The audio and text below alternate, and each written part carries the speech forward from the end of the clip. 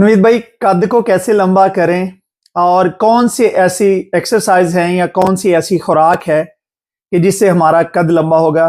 तो इस छोटी सी वीडियो में मैं आपको बताने लगा हूं कि कद को कैसे लंबा किया जा सकता है, कितनी उम्र तक कद बढ़ता है और कौन सी ऐसी एक्सरसाइज हैं और कौन सी ऐसी खुराक है कि जिसके खाने से और एक्सरसाइज करने से आपके बच्चों का कद जो है वो बेहतर हो सकता है या लंबा हो सकता है।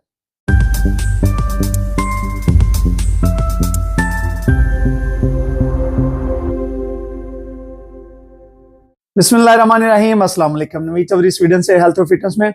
दोस्तों, बहुत सारे जो सवालात हैं वो मुझे मिले हैं कि कद को बढ़ाने के लिए जो है वो कौन सी खुराक है, कौन सा हम ऐसे चीज़ें खा सकते हैं या कौन सी ऐसी एक्सरसाइज हैं जो हम कर सकते हैं, या जो अगर हम लटकते हैं तो क्या उससे कद जो है वो लंबा होता है या बढ़ता है। तो इस वीडियो में मैं जल्दी जल्दी आपको तकरीबन 3 ऐसी टिप्स बताने लगा हूं जिनसे आपके बच्चों का या आपका कद जो है वो बेहतर हो सकता है।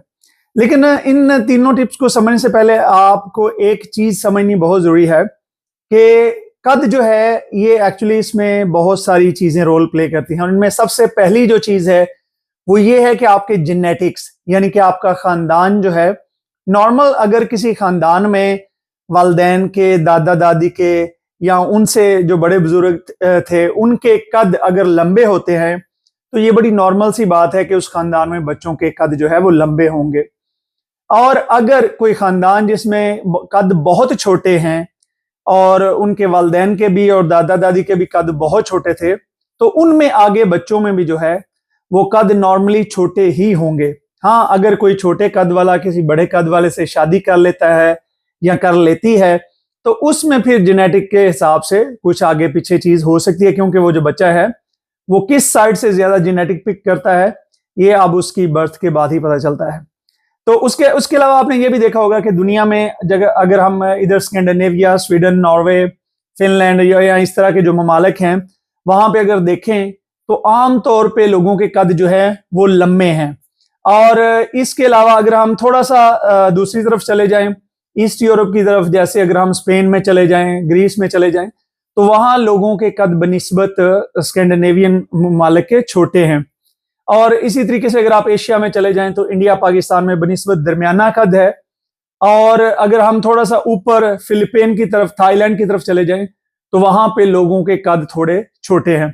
तो ये जो है ये सारी चीजें भी आपके कद में सारा रोल प्ले करती हैं कि आपके कद क्या है। अब हम बात करते हैं जल्दी जल्दी उन 3 टिप्स की। सबसे पहले ये जो मैं आपको बताना लगा हूं टिप के, बहुत सारे लोगों को ये नहीं पता कि कद जो है वो तकरीबन, आम लोगों की बात करने लगे हैं, ये सिर्फ 18 और 20 साल तक ही बढ़ता है, उसके बाद आपका कद नहीं बढ़ता। असल में ये होता है कि आपकी जो हड्डियां होती हैं उनमें कुछ ग्रोथ प्लेट्स उनको कहते हैं वो होते हैं, और जब वो आपस में जुड़ जाती हैं तो उसके बाद कद बिल्कुल नहीं बढ़ता। और कद ना बढ़ने की वजह जो है वो 1-2 और भी हो सकती है, वो भी मैं आपको बताता हूं, जैसे कि ग्रोथ हार्मोन्स की कमी, थायराइड्स की प्रॉब्लम और बच्चों में कोई बीमारी होना। तो कद बढ़ाने के लिए जो सबसे पहली मैं टिप्स आपको बताने लगा वो ये है कि आप अपने बच्चों को हड्डियों पे जो प्रेशर पड़ने वाली एक्सरसाइजेज हैं वो करवाएं। उसकी एक आसान मिसाल मैं आपको दे देता हूं कि जैसे बहुत सारे लोग हैं, आपने देखा होगा अगर खुदा न खास्ता किसी को पोलियो हो जाता है तो जिस साइड पे पोलियो होता है वो उस तरफ की टांग जो है वो छोटी रह जाती है। तो नॉर्मली वो टांग इस वजह से छोटी नहीं रहती कि उसकी हड्डी जो है वो, पोलियो कोई हड्डी की बीमारी है, पोलियो ये नर्व सिस्टम की जो है आपकी नसों की बीमारी है। लेकिन क्योंकि उस साइड पे वो फीलिंग्स ना होने की वजह से या जो नसें हैं उनका राब्ता ना होने की वजह से उस साइड में दबाव भी नहीं पड़ता, उस पर चलता भी नहीं है, तो वो उसकी जो ग्रोथ है हड्डी की वो कम हो जाती है। तो बहुत सारी एक ऐसी गलत फहमी कि हड्डियों पर जोर पड़ने से, हड्डियों की ताकत लगाने से या वजन उठाने से जो है वो बच्चों के कद छोटे रह जाते हैं, ये बिल्कुल गलत फहमी है। बल्कि इसके बरक्स वो लोग जिनकी हड्डियों पे ज्यादा दबाव वाली वर्जिश बच्चे करते हैं, जैसे कि उसमें मैं आपको चंद वर्जिशें बता देता हूं।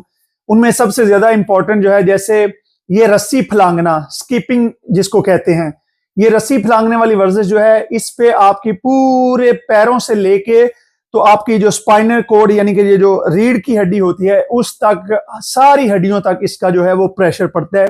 तो इससे आपका कद बढ़ने में बड़ी अच्छी मदद होती है। इसके अलावा बाकी कोई भी जितनी भी एक्सरसाइज हैं, दौड़ जिसमें भाग दौड़ अच्छी हो और जिसमें जो है वो हड्डियां मूव होती हों, तो उन एक्सरसाइज के करने से, उसमें फुटबॉल भी है, उसमें क्रिकेट भी है, सारे जितने भी स्पोर्ट्स हैं उसमें जो है वो वॉलीबॉल भी है, तो ये सारी जो है ये बच्चे की ग्रोथ में, तो बच्चे की जिंदगी में कोई ना कोई अच्छा स्पोर्ट्स जो है वो रोजाना होना बच्चे के कद बढ़ने में मदद करता है। इसके बाद दूसरी जो बड़ी टिप्स है कि अगर आप चाहते हैं कि आपके बच्चों के कद अच्छे हों, बड़े हों, तो उसमें खुराक, हाई प्रोटीन वाली जो खुराक है वो बहुत बड़ा रोल प्ले करती है। और हाई प्रोटीन वाली खुराक में जो है वो अंडे हैं, गोश्त हैं, दालें हैं और इसके अलावा दूध है। बहुत सारे लोग अपने बच्चों को इस वजह से बहुत सारी ऐसी चीजें नहीं खिलाते, जी बच्चा नहीं खाना चाहता, बच्चे को पसंद नहीं है। भाई बच्चे को क्या पता है कि पसंद या ना पसंद से उसकी ग्रोथ पे कितना बड़ा असर पड़ सकता है। तो ये आपका काम है कि आपने बच्चे को ट्रिक करके कैसे चीजें खिलानी है, कैसे दूध पिलाना है। जैसे अगर किसी का बच्चा दूध नहीं पीता, वो उसको कहते हैं आप जूस पी लो।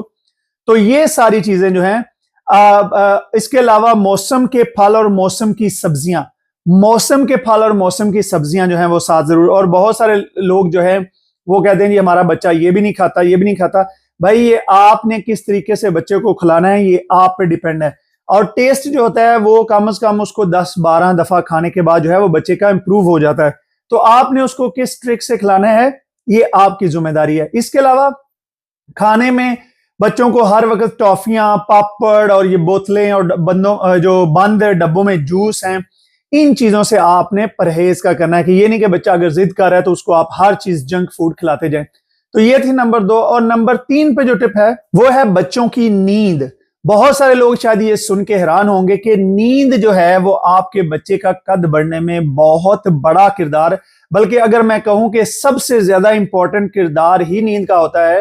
क्योंकि जब हम सोते हैं तो जो ग्रोथ हार्मोन्स हैं या इसके अलावा और बहुत सारे दूसरे हार्मोन्स हैं वो सिर्फ और सिर्फ उस वक्त पैदा होते हैं जब बच्चा सो रहा होता है। तो अब जो बच्चे रात को देर तक टीवी देखते हैं या रात के 1-2 बजे तक फोन पे लगे हुए हैं और उनकी नींद पूरी नहीं होती, तो वो बच्चे जो हैं उनके भी कद छोटे रह जा सकते हैं। आजकल ये बीमारी बहुत आम है कि जो टीनेजर बच्चे हैं वो वालिदैन से जिद करके या वालिदैन लाड प्यार में उन्हें जो है वो रात को लेट तक फोन देखने की या टीवी देखने की या सोशल मीडिया पे इजाजत देते हैं, जिसकी वजह से आप ये कोशिश करें कि रात को बच्चे टाइम पे 8-9 बजे सो जाएं और वो सुबह जल्दी उठें।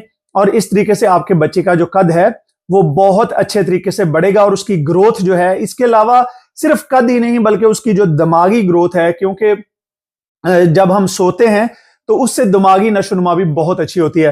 तो ये वो चंद ऐसी टिप्स हैं। इसके अलावा एक और 2-4 चीजें हैं जिनका आप ख्याल रखेंगे। अगर खुदा न खास्ता आपके बच्चे को चेकअप कराएं कि अगर उसका मुकम्मल वो बढ़ोतरी नहीं हो रही तो कहीं उसको थायराइड्स की प्रॉब्लम तो नहीं है, क्योंकि ये भी जो है ये आपके कद बढ़ने में एक बहुत बड़ी प्रॉब्लम। इसके अलावा ट्यूबरकुलोस जो टीबी की बीमारी है और इस तरह की चीजें जो हैं ये भी असरअंदाज कर सकते हैं। अगर खुदा न खास्ता आपके बच्चे की सेहत नॉर्मल नहीं है या कद वगैरह नहीं बढ़ रहा तो एक दफा जरूर जाके किसी अच्छे हॉस्पिटल से उस बच्चे का एक मुकम्मल चेकअप करा लें, चेक कर लें कि वो बच्चा जो है उसको कोई किसी किस्म की बीमारी तो नहीं है।